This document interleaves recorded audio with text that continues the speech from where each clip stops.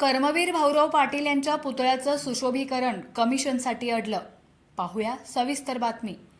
रयत शिक्षण संस्थेचे संस्थापक डॉक्टर कर्मवीर भाऊराव पाटील यांचा दहिवडी येथे असलेला पूर्णाकृती पुतळा सध्या अतिदयनीय अवस्थेत आहे. त्या पुतळ्याचे सुशोभीकरण करण्यासाठी रयत शिक्षण संस्थेकडून अंदाजे 20 लाख रुपये आणि रयत शैक्षणिक संकुलाकडून अंदाजे 10 लाख रुपयांचा निधी प्रस्तावित आहे. मात्र पुतळ्याच्या कामातून कमिशन कोणी आणि किती घ्यायचे यावरच पुतळ्याचे सुशोभीकरण अडले असल्याची चर्चा दहिवडी, पंचक्रोशीसह संपूर्ण माण तालुक्यात रंगली आहे.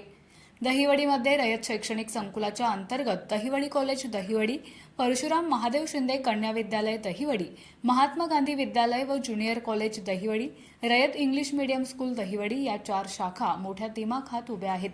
विद्यार्थीही येथे मोठ्या प्रमाणावर शिक्षण घेत आहेत. त्याच धर्तीवर कर्मवीर भाऊराव पाटील यांचे दहिवडीशी असलेले नाते सांगणारा कर्मवीर भाऊराव पाटलांचा पूर्णाकृती पुतळा दहिवडीतील शासकीय विश्रामगृहासमोर उभा आहे. मात्र हा पुतळा सध्या अतिदयनीय अवस्थेत उभा आहे. पुतळ्याच्या सभोवती असलेले संगमरवरी ग्रॅनाइट हे आता निखळून पडल्यामुळे कर्मवीर अण्णांना आपल्याच हातात असलेल्या काठीचा सध्या आधार आहे.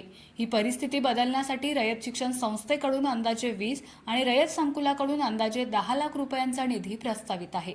मात्र या डागडुजी व सुशोभीकरणाच्या कामाला रयत संकुलाला कमिशनच्या मुद्द्यामुळे अद्याप मुहूर्त सापडला नसल्याचं लोक बोलत आहेत. पुतळ्याचा परिसर पूर्णतः कचराग्रस्त झालेला आहे. मात्र दहिवडीतील रयत संकुलाला याचे काही एक घेणे नसल्याचे सध्याच्या परिस्थितीवरून दिसत आहे.